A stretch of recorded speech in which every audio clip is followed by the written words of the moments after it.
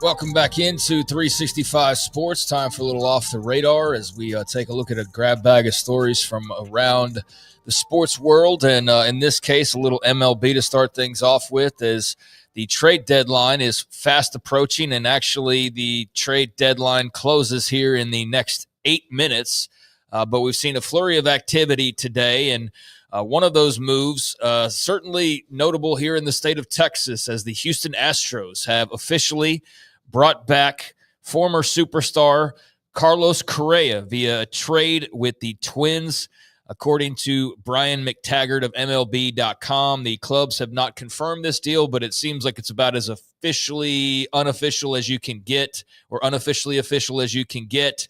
Correa will play third base for the Astros and waived his no-trade clause in order to return to Houston, where he won a World Series, won AL Rookie of the Year back in 2015. He was a Gold Glover, All-Star, all the accolades pretty much, and says in an article that he had some conversations with the front office in Minnesota. They were not moving in the direction that he thought they were going to be moving after making the playoffs just a couple of years ago, and they agreed that it was time, or they all agreed, including him, that it was time for him to move. I let them know there was only one team I would allow that to happen, to waive his no-trade clause, and it is back in Houston. So Astros will pay the majority of his contract, according to MLB Network. There will be some cash options or club, stuff like that going around that's not really all that important right at this very moment. But interesting timing, because they do start a series with the Red Sox, who, of course, now have Alex Bregman. So I'm sure there will be some reunion pictures ahead of tomorrow night's game at Fenway Park. But there's Carlos Correa after the big free agent signing just a few years ago. He's now back in Houston. I always liked him. I know it didn't end well there. They had to start making decisions. Just a solid as hell player. Had more power than I thought when he first came up, but just a great run. What a run they had, and trying to get back there this year. During that stretch where they were in the World Series or winning it or in the mix for about 6 to 8 years. He's always kind of bothered me because of the way he responded to the trash can thing. He did. He wasn't, I know that you didn't expect him to be really I've ashamed the game, but he kind of approached it as, no, you guys are the jerks for asking these questions. So, but like a narcissist. Yeah, exactly. yeah. So, but I think this is an interesting move. He's not the player he was, or he hasn't been in Minnesota. He's got 4 years left on his deal, so he'll be with the Astros for a minute. But he and Altuve back together. They're going to have a problem when Paredes comes back next year from his injury, and what position is everybody going to play. But that's a next year problem, and they can deal with that next year. They're trying to also lock up Dylan Cease. So that should be interesting from the Padres. There's just a crazy amount of stuff going here right down to the very deadline. But this is by far the biggest move of the day. Yeah, I mean, the biggest name, certainly, as you said, there's a lot of things going on, a lot of trades that are in the works right now. The Rangers are not the only ones they're not sitting on their hands, but they've suddenly become a team that's chasing the playoffs over the last few weeks with the heater that they've been on, and they are acquiring right-hander Merrill Kelly from the Arizona Diamondbacks.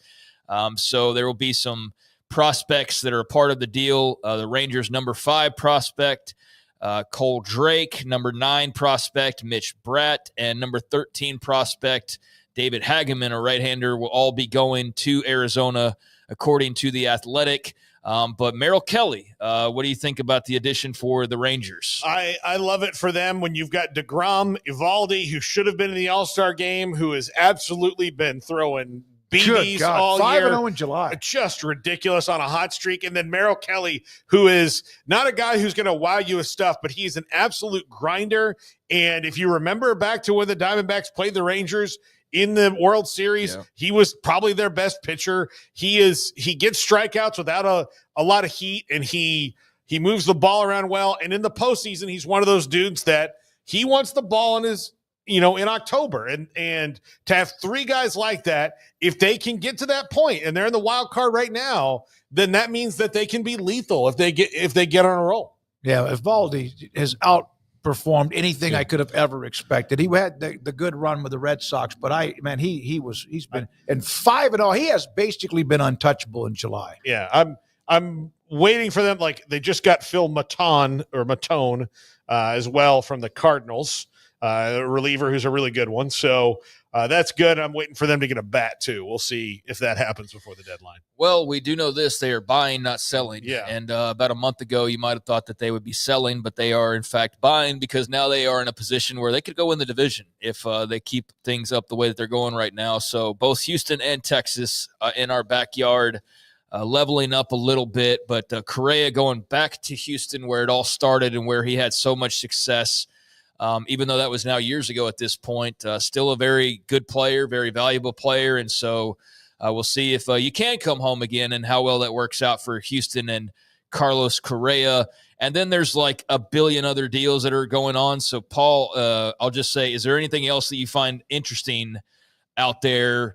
Because we could name any team and they've made a move today practically. Yeah. So I like what the Mariners have done, getting Josh Naylor and Eugenio Suarez from the Diamondbacks to improve the power in their lineup, to give, they've got some really good pitching and they've got some good players, but they don't have enough pop to protect, guys like J-Rod and all that. So was now, Suarez the number one guy people wanted? Because he's on an absolute tear.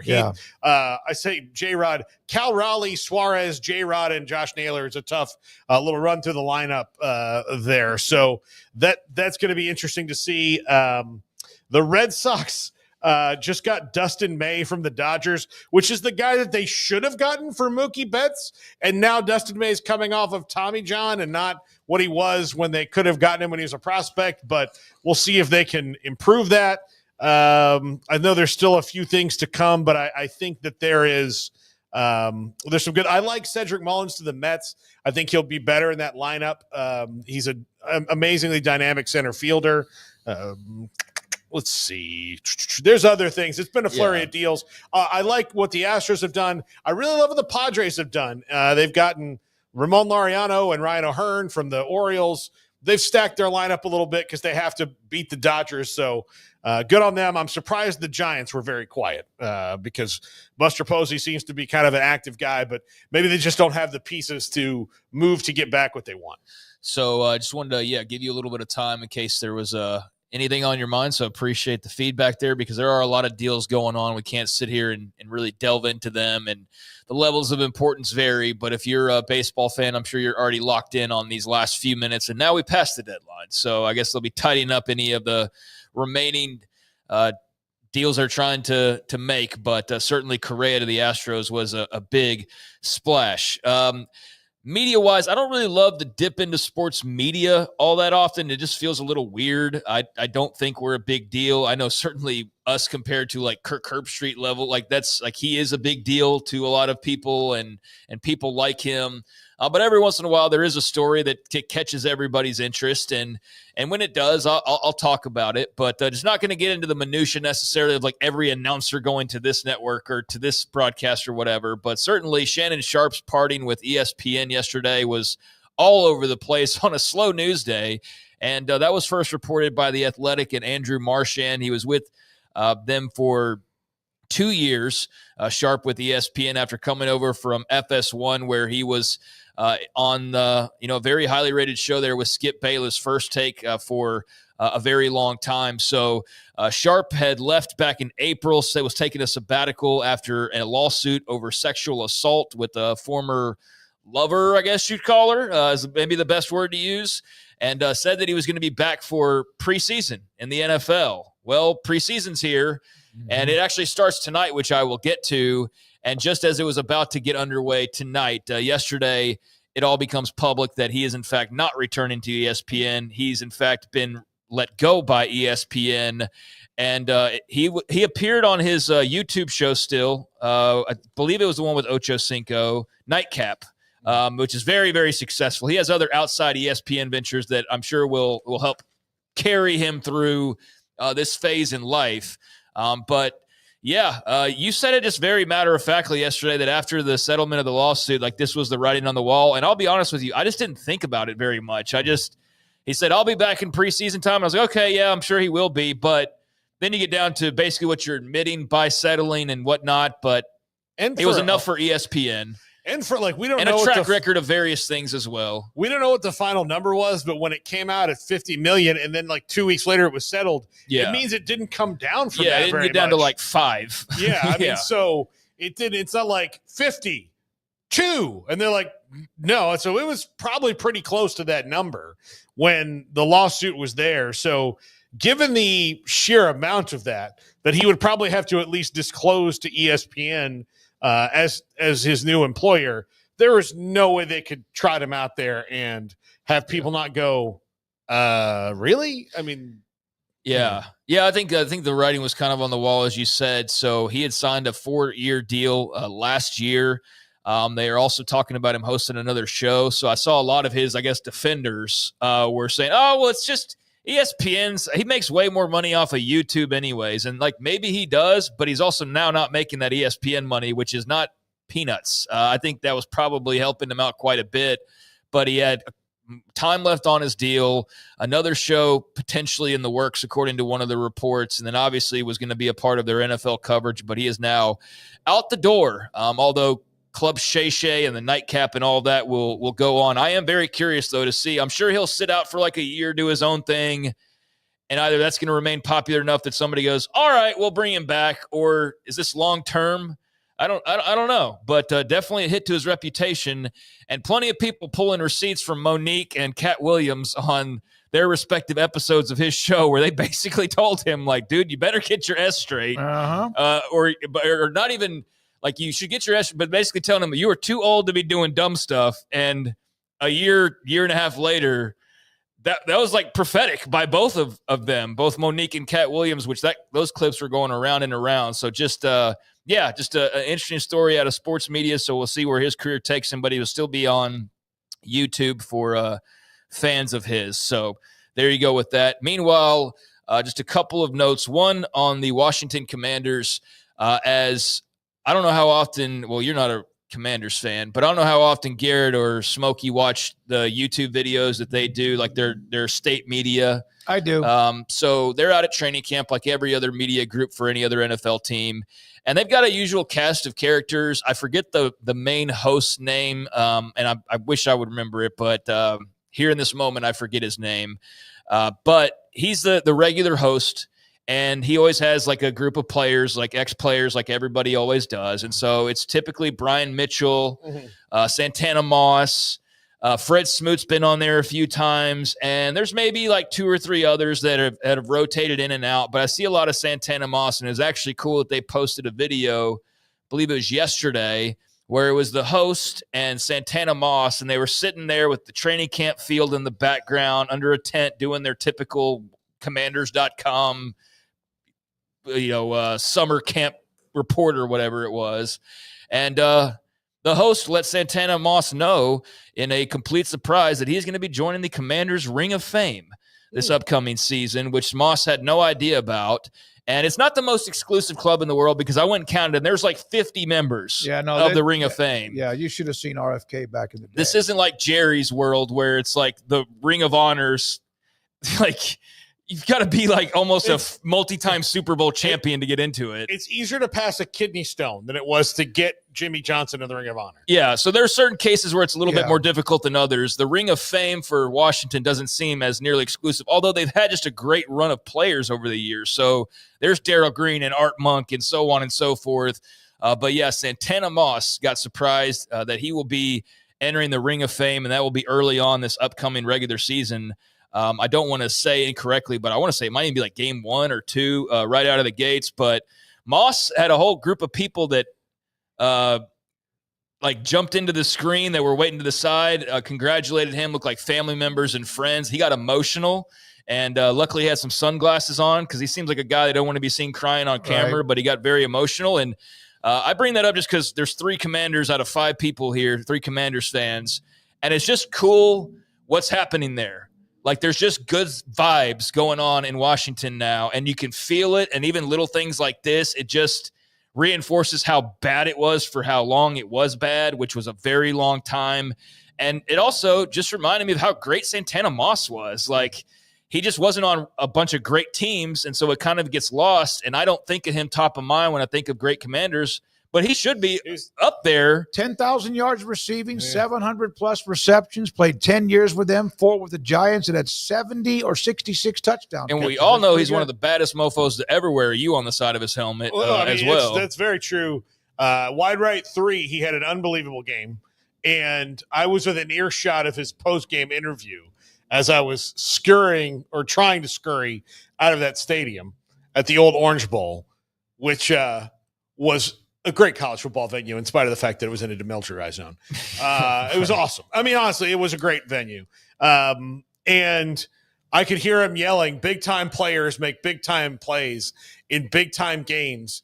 And I wake up like once a year around Miami game. Like, I have that nightmare again. And that's what I hear. And then I you might get wake up going like, oh God, no. I mean, yeah, it's you get tough. up and then you go to the gym and you hit the weights and you go on a 5-mile run. You're just motivated, right? No, it's a nightmare. It's a nightmare. Covered, like, drenched in sweat, crying, You know, he caught 2 passes against the Cowboys his first year with Washington in 2005 that were both from Mark Brunell. Remember those? Like, deep throws that came back and beat them. I was at the Target parking lot listening to that game. Were you really? Yep. Yeah. That was a game where they just snatched victory from the jaws of defeat, basically, with him catching 2 bombs. Hold on, Garrett. Can we rewind a little bit? Mm-hmm. Target parking lot? Yeah, I was in the Target. Anna was in there shopping. I had to. Okay. You know how that I was curious if that was like a hangout. No. I see what you mean. No. Yeah, so Santana Moss going in the Ring of Fame. Again, not the biggest deal in the world, but I just find it cool, and I haven't thought about Santana Moss in a while, even though I see him on occasion doing the YouTube thing. So he's working with the organization, and you could tell it meant a great deal to him and was a true surprise. So if you're at all interested, there's the video out there of them springing that on him. And I'll close it with this. Tonight, speaking of the NFL, got the first preseason game of the year, boys. Football season is here. Golly. It's time to get underway with the NFL preseason schedule. And so later on tonight, the Hall of Fame game, Chargers at the Lions, or Chargers-Lions. Lions, the home team, 7 o'clock Central on NBC and Peacock. So there you go. Little preseason football kicking off tonight, Chargers and Lions. You know what all that means? It means that our schedule is getting condensed. There's a graphic of it. Our schedule, it's here. Right? Yeah. Training camps. Football's here. Colleges all reported for camp. I know K-State, Iowa State did a week ago. Yep. And a note on that is Brent Musburger will be in the booth for the game. So the legendary voice, Brent Musburger, 2025 Pete Rozelle Radio Television Award recipient, will be honored in a pregame interview with Maria Taylor, and then will be with Tirico and Collinsworth at some point up in the booth as well. So, if you want to hear I don't know if he still sounds quite the same. It's been a while since I've heard Brent Musburger, but man, talk about college football being back, and Brent Musburger's voice is certainly a big part of that for me, my memory growing up. He would hit you are looking live. That's how he would start a broadcast. Jane Kennedy, Phyllis George, Irv Cross, Jimmy the Greek, and Brent Musburger. He was here doing a few basketball games. I got to meet him a couple times, and I remember standing next to him, and I was like, "Oh, I want to." And getting Chick-fil-A from the buffet. He's like, and he said, "Are these good sandwiches here?" And I was like, "Oh, this is awesome." Yeah, absolutely. he's one of the best. Describe the dipping sauces. I just want to hear you say it. Yeah. So yeah, he's one of the best.